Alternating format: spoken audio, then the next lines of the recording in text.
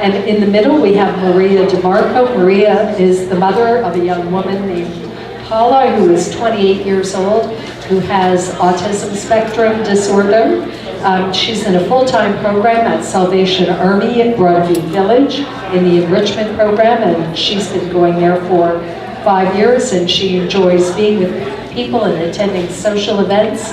And Maria is going to share with us her experience and what she has been seeking and doing. Thank you. I'm Maria DeMarco. My daughter is Paula or Paula, whichever way you want to say it. Paula. But it's really Paula, P-A-O-L-A. But people pronounce it Paola, so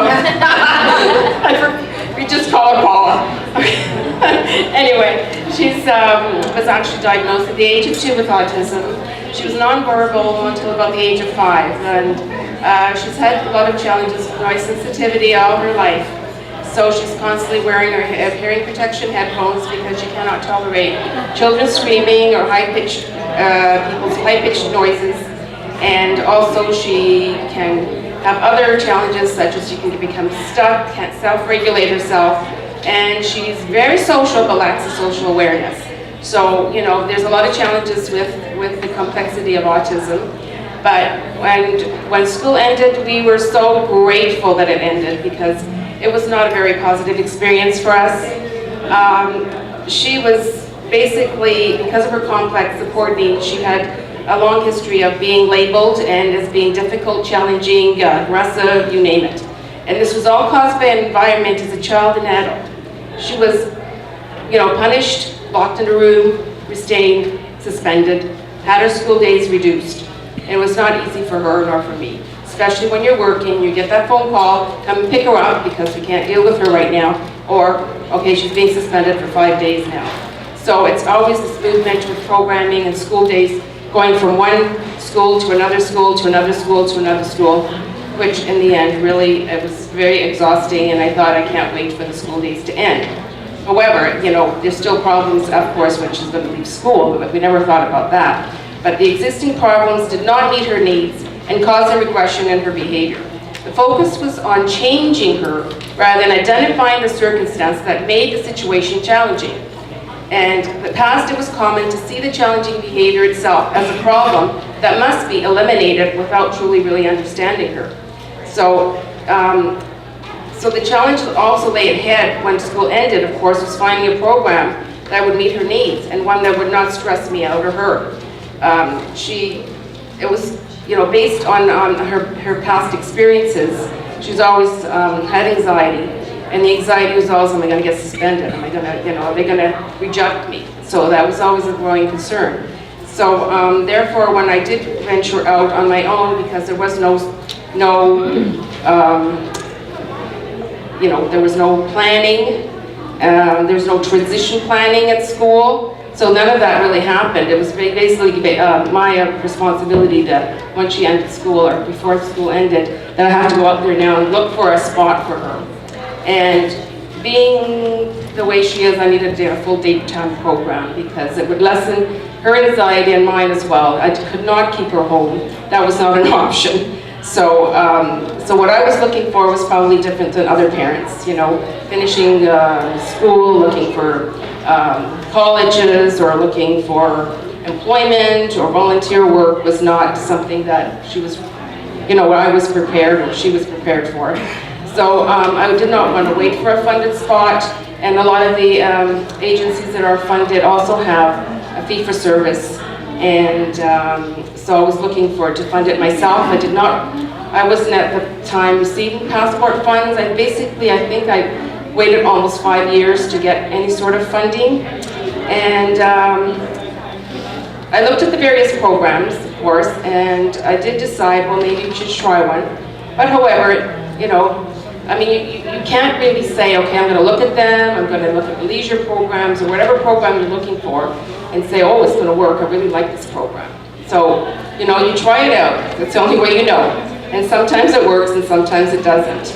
And, but after we experienced one program and her being in one program and me funding it, and I felt like it wasn't really, again, it was her behavior that was interfering.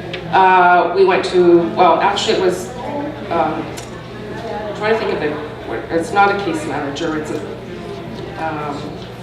coordinator, whatever, from Surrey Place had mentioned that Broadview Village had some openings. So at the time I thought, oh great, we'll go check out Broadview Village Enrichment program. I can't wait to, see the program. So we were quite happy about that. So when we did, attend the program, the first time she was there, because she was noise again has a factor. So she started jumping up and down and getting really anxious. So I thought, oh no, this is not going to work out. We're going to say, we can't deal with this. But yes, they did accept her, and she's been going for the last, I guess, 5 years. She's been attending this program. But on the other hand, when she was going back to, I guess, and I also want to mention the fact that the program was at Railside, and I didn't have a driver, so I was actually. She doesn't do well on public transit because of her sensory issues. So I was kind of like using a taxi, but that was costly. So I ended up hiring a driver, and it was $600 a month. So, drivers aren't cheap. At school you get it all covered, right? I go to school, that's all the expenses are covered there.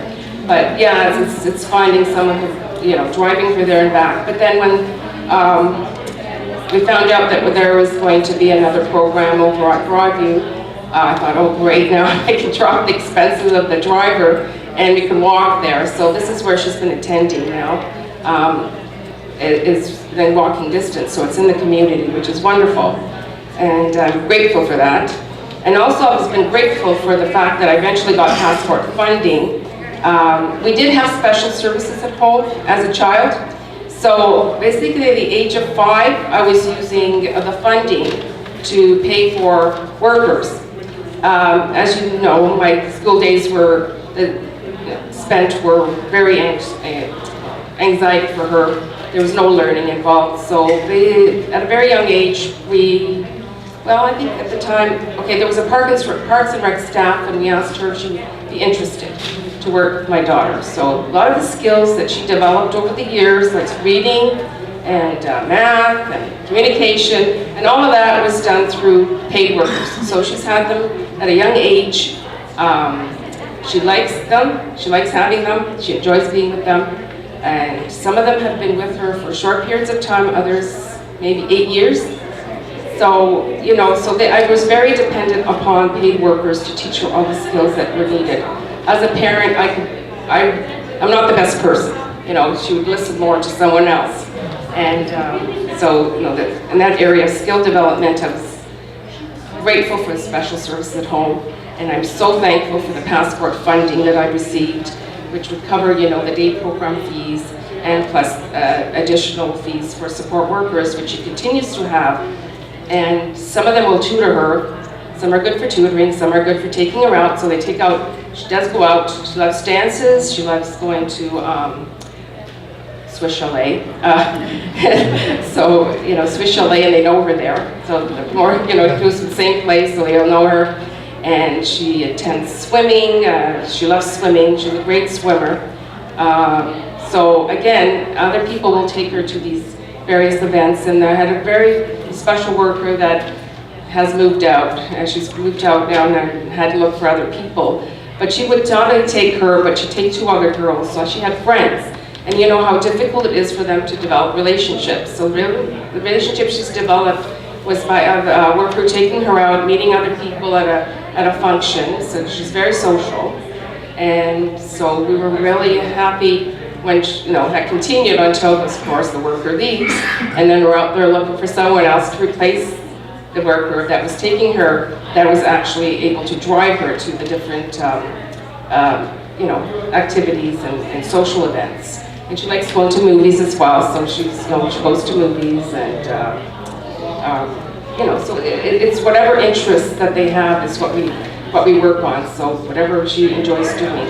And she's very social, so she'll call people up. We don't want to give out to make a phone number, so she'll be bugging them and harassing them all the time, because she's like, she memorizes phone numbers. She would look it up in my phone book and then run away and say, give me that phone book back.